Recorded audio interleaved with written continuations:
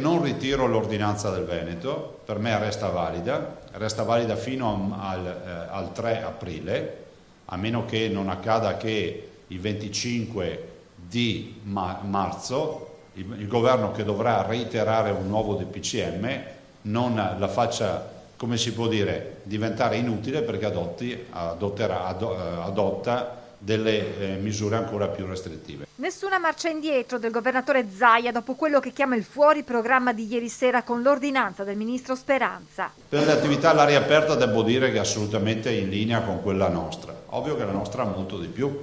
Restano dunque valide fino al 3 aprile le disposizioni firmate ieri dal Presidente del Veneto, dalle passeggiate entro i 200 metri da casa ai supermercati chiusi la domenica. Se vanno in negozio, in generale abbiamo scritto nella nostra ordinanza una persona per famiglia e non andarci 8 volte al giorno. Stiamo anche studiando un sistema per evitare che ci siano in continuazione via vai per approfittare di andare in giro per i paesi o per le città. Trovare un sistema che non sia coercitivo, ma che permetta alle casse di capire se uno ci è andato 10 volte al giorno o ci è andato una volta sola, perché ad esempio anche dei farmacisti ci dicono la stessa cosa, hanno dei pensionati che vanno in continuazione, prendono l'aspirina, poi tornano, prendono il gel, un'altra roba. Zaia ribatte anche a chi teme che con la chiusura domenicale si formino code fuori dai market.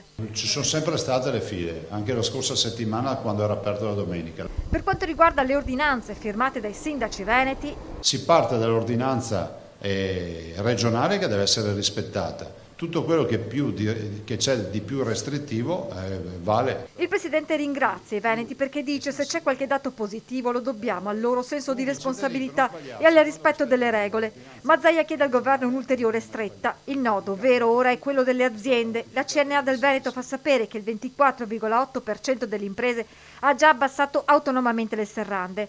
Secondo Zaia sarebbe auspicabile arrivare ad una chiusura ragionata delle fabbriche. A livello nazionale va riaperto il tavolo, vanno riconvocati. Io, se fossi al posto del governo, riconvocherei le parti per vedere se si trova un'intesa. Abbiamo ricevuto istanze di imprenditori, spiega Zaia, che se avessero la certezza di una copertura giuridica per non pagare una penale al pubblico o al privato sarebbero disposti a chiudere i propri cantieri, sia per le difficoltà nel rispettare fino in fondo le misure, sia perché nei cantieri ci si fa anche male. In questo contesto siamo in grado di garantire la terapia intensiva, magari uno che cade dalle impalcature piuttosto che si fa male gravemente, e quindi dicono sarebbe bene, prudente, ad esempio sospendere i cantieri. Il 25 marzo, quando scadranno le misure prese dal governo, ormai è alle porte. Evitiamo di arrivare il 25 notte alle ore 24 con un testo che non c'è neanche il tempo di vederlo. Il mio auspicio è sempre che si facciano provvedimenti unici, in maniera tale che si possa alla fine avere un DPCM che sia assolutamente negoziato con le regioni.